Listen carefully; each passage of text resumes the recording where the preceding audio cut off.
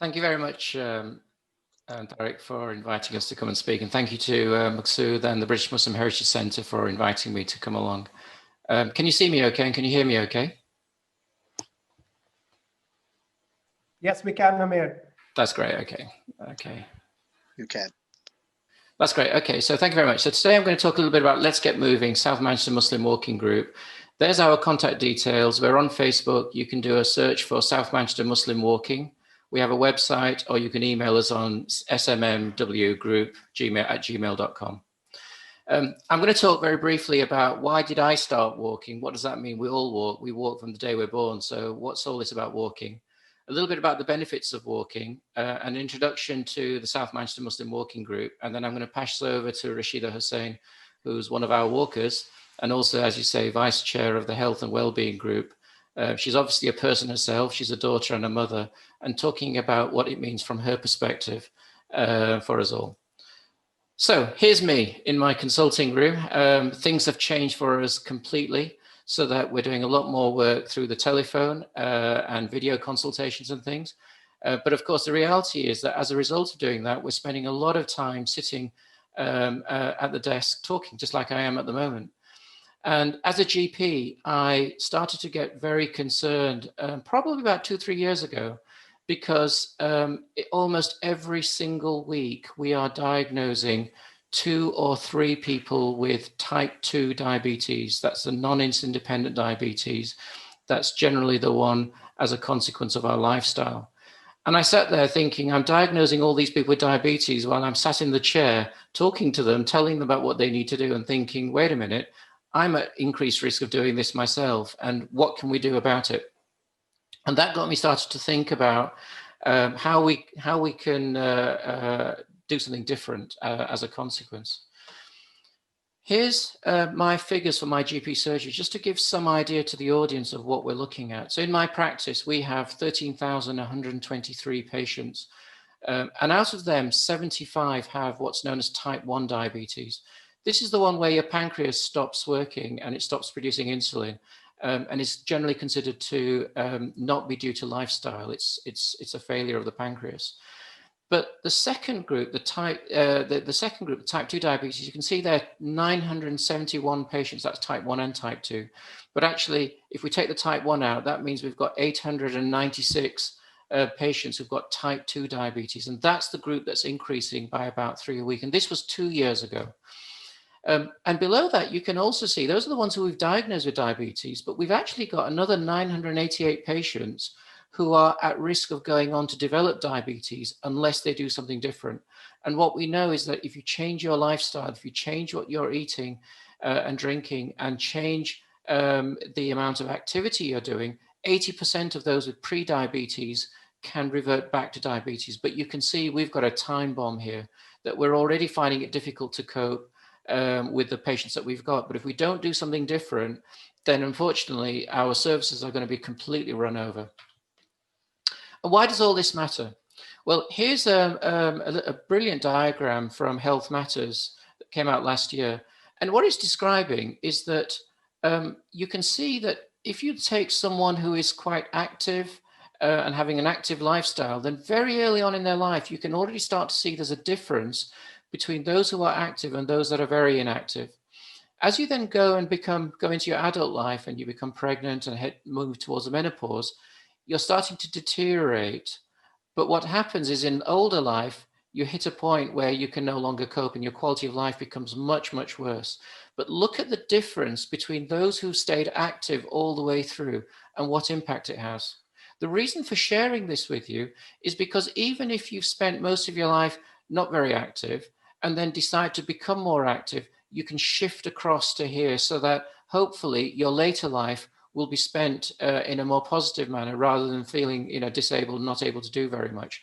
So it's never too late to make changes in your life that can make a difference. Whether you have diabetes or not is irrelevant. We can all benefit from it. And there are very few people who can't walk or exercise. What are the benefits of exercising? Well, for children, it's around bone health. It's about their cardiovascular fitness, their muscle fitness, and so on. What about for adults? For most of us, well, it reduces our risk of dying. It reduces our risk of heart attacks and strokes, high blood pressure, diabetes, a number of different cancers. Our mood, improves our mood, the way our brain functions and the way we're thinking about things. It prevents dementia, it improves our quality of life, it improves our sleep.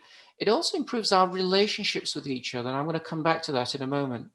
And then in older adults, there's evidence that shows it helps to reduce the risk of falls, of frailty, and your general function, your ability to continue the normal activities of daily living. How much does it change by? Here's the proof that shows that actually, if you have a healthy lifestyle, you can reduce your risk of developing type 2 diabetes by 35%. Of course, you can improve all these other things as well. But the other way of looking at this is if you're not having an active lifestyle and you're not moving around very much, you're increasing your risk of developing diabetes by 35%. And if there was ever a reason for us to get up and start walking, this surely is it, that we can actually make a big difference for ourselves by doing that.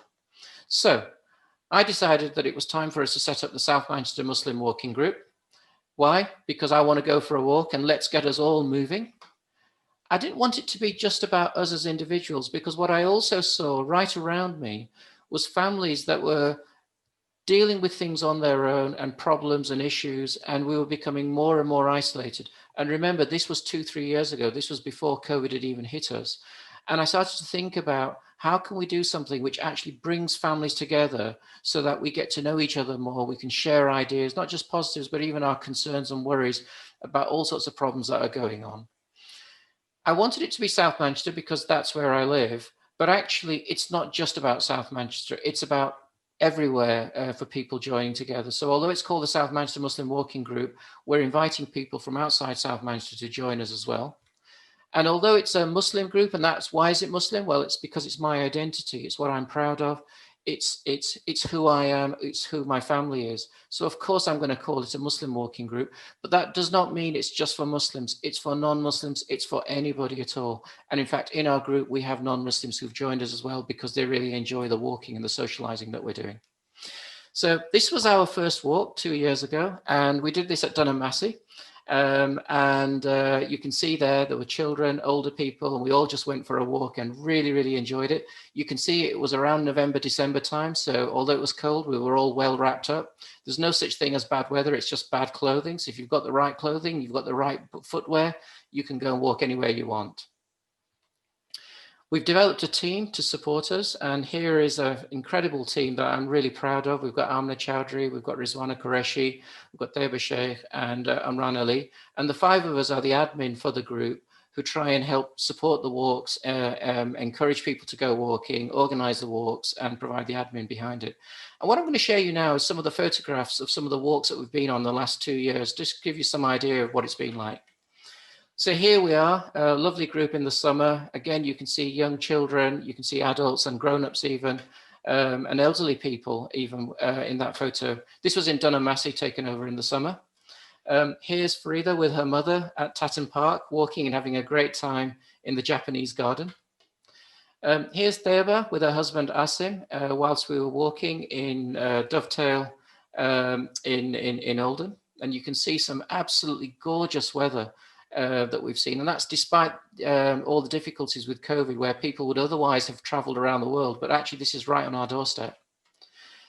Here is again, this is Saddleworth circuit that we did, and here's a group of people walking together. And again, you can see how we've started social distancing and trying to keep separate from each other, but still enjoying the walks. It's considered to be a low to medium risk walking outside.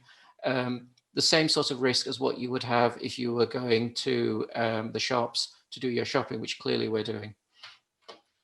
Here's another photograph of Saddleworth Precinct, and here's Amna with her father and Asim, and you can see this was towards the end of a walk. We'd probably done about 18 to 20,000 steps, and yet you can see we're not tired, we're still enjoying it and having a wonderful, and look at the beautiful surroundings that we're walking in. Here's another walk. This was Chorlton Park, or this was on the way to Chorlton Water Park. And you can again see a group of us walking together. The ladies tend to walk together, the men tend to walk separately, but there's no reason why we can't walk together, but it's just naturally happens. But again, you can see how it's 2, 3, or 4 people sitting together or walking together and talking and enjoying them. Here's another picture. This one's Quarry Bank in style. And you can see a little 2-year-old child who's been walking with us.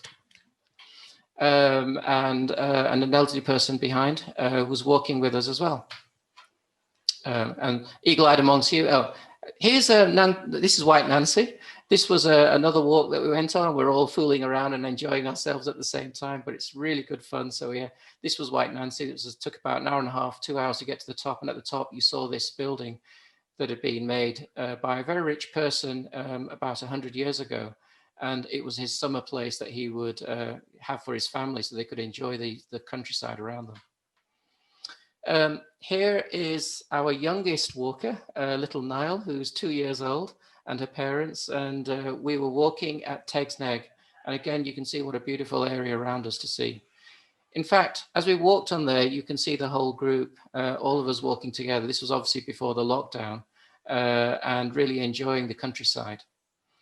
And as we walked along and towards the top, we saw this amazing sign saying the brown, I can't remember what it is now, but something brown. And we thought we were the only brown faces. And that's something that we've noticed, is that when we go on these walks, we seem to be the only Asian people walking. The car parks are full, lots and lots and lots of local people walking every weekend. And yet, where are we? And yet we're the ones who are at high risk of developing diabetes and things. And yet it's right on our doorstep. It doesn't cost us anything to go on these walks, or maybe just a car parking thing. Or if you join the National Trust, it's about £5 a month or £10 for the whole family. And then you can go for a walk. It's absolutely incredible what you can do. And here we are at the end of at the end of the walk at Tegnegs, where we were talking about the other walks that we were doing. Again, standing separately but sharing ideas. And you can see how we as families are walking together and meeting with each other. This was Speak Hall in Liverpool, and again you can see young children and older people. And we went for an amazing walk near the airport in Liverpool as well, and seeing the planes come down and whatnot. And then over the summer, we went to Grasmere up in the Lake District and walked to Rydal Cave. And you can see us all here grouped together. You can see Dr. Zahid there in the middle of the photograph, also coming along with us, not just talking about diabetes, but actually trying to help to prevent diabetes as well.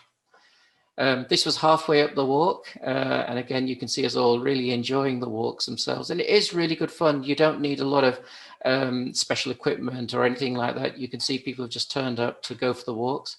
And when we got to the top, here is Rydal Cave. And here's a lovely picture of us all standing outside. And then here's a picture from the inside to see how beautiful it is. Absolutely gorgeous. I highly recommend it. We'll probably do it again in the summer again. So if you join us, you can come along on the walk with us. And then this is Dovestone Reservoir in Oldham. And we started the walk, and you can see the reservoir on the side. And as we started walking, here's Zareen enjoying himself. This was the first walk he went on and absolutely loved the walk. He didn't realize how beautiful the places are around us. And as we started to walk, we saw this area here where there were some stones. And we thought, oh, let's try and climb up that. So some of the more adventurous amongst us decided to start walking. And it just shows that sometimes the walks can be very flat and sometimes it can be a bit more challenging. The great thing is, though, we're all supporting each other, helping each other to try and get up to the walk. And here you are, you can see where it's getting a little bit more narrowed, a little bit more challenging, but again, a lot of fun. And here's Zubair, who has nearly got to the top there with a big smile on his face, while other people are helping each other to try and get to the top. And it is very much about us helping each other. It's not a race. It's about us achieving something together, getting up to the top and then safely coming back down again. And when we got to the top, what an amazing view we had here. But I think for me, this just sums it all up. Look at that feeling that he's got of achieving something and enjoying the world around us and being able to appreciate it so much. And just imagine what's going through his mind and what he's going to start telling his family, his children, and everybody else. It's something for us all to enjoy. Of course, it's not always been sunny and beautiful. Good old Manchester rains quite a lot, but we still go out and walking. And we did this just before the lockdown. You can see we're all wrapped up and still enjoying ourselves and doing our walks. So those are our pictures. And here's an example of one of the walks that I did. And you can see that on that particular day, I managed 19,600 steps and walked 9.2 miles, which I had never done before. But I really want to finish by saying, hey, listen, I'm not one of these walkers. I'm a real person. And just to show you what I'm actually doing and showing how challenging this is, During that week, you can see that during the week, Monday to Friday, I was doing less than 1,000 steps, if that even. And it's at the weekend on the Saturday and the Sunday when we go out on the walks, we can do that. And that was 2 weeks ago. During that 2 weeks, I managed 20 miles, as you can see. And on average, it was 1,500 steps, which isn't great. But the week after, having not gone for a walk on the Saturday, look at what happened. I only managed 6.2 miles and only an average of 955 steps in a week. And that's the big problem that we've now got, is that we're so busy in our work that we have no time for ourselves. But then we mustn't kid ourselves. If we don't do anything about it, we're going to run into problems. I'm just going to pass over now to Rashida.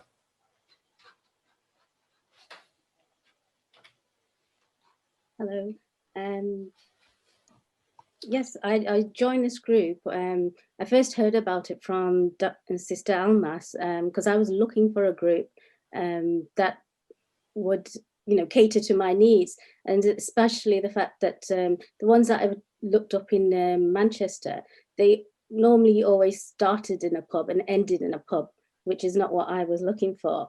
So she gave me this the contact for the South Manchester Walking Group, and it was exactly what I was looking for.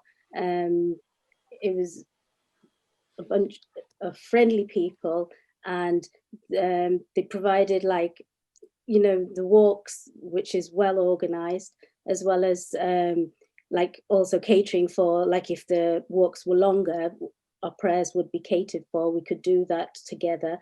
And yeah, it was like people from all types of backgrounds and ages. So, and it was something that I could do with my family as well, which is hard, trying to convince everybody to come out at the same time. But still, there was, when they could come and join, they really did enjoy themselves. It's just amazing how we've got so much on our doorstep, especially now with this summer that's just gone. We couldn't go anywhere. We feel a bit restricted, but this is all on our doorstep, all within Greater Manchester. There's so many places, and it's just so nice to get out in fresh air. Again, same like during the week, we don't get much chance because we're working or studying, or so not much walking is being done. But at least at the weekend, if we have the intention to get out and prioritize that, because after all, we have to keep ourselves healthy, and all the evidence is there, and we've just got to do it ourselves, get up and do it. So make sure all the chores and everything are done, what we need to do, and enjoy the day with a group. And it's just been really enjoyable. I'm really pleased that I've been introduced to this group.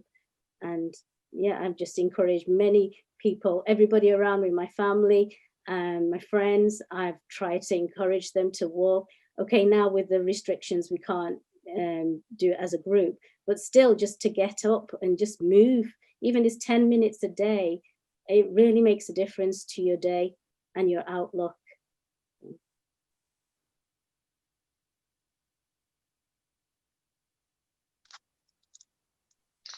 Thank you very much, Amir and Sister Rashida. That's quite inspirational. And I can see that people are getting motivated. People are asking questions in the chat room, how they can contact the group.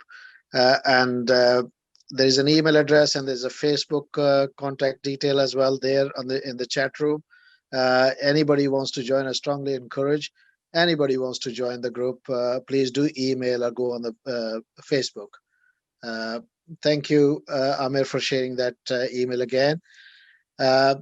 I must say that Amir has been very inspirational. I probably never gave him credit for something which started after our conversation about 3 years ago, probably now, when I started walking. I can tell you, I mean, I feel very proud sharing with you that I do a very sedentary job, just like Amir, sitting in the offices, one office or the other across Greater Manchester, sitting from, in my office between 7 o'clock in the morning till late. And in between is the driving. And what happened a few years ago, just before Christmas, I think it was Christmas 2017, we had a conversation at British Muslim Heritage Center about walking, about the weight, and he inspired me enough to get me going. And I started walking since then. I can tell you, I walk about 6,000 steps minimum during my working day, which has never been the case before. And I did win the NHS, one of these programs for walking, who's done the maximum steps in 2018 because of that initiative as well. So it's been a great inspiration, and that just makes you feel better. Amir, I have promised you that I will join you sooner, but because of the family commitment, a work commitment over the weekend as well, I've never been able to do that so far. But I will join you. I have a pressure from home as well, so to join the group. So thank you very much indeed. On that happy note and that inspirational note. أشرقت نفسي بنور من فؤادي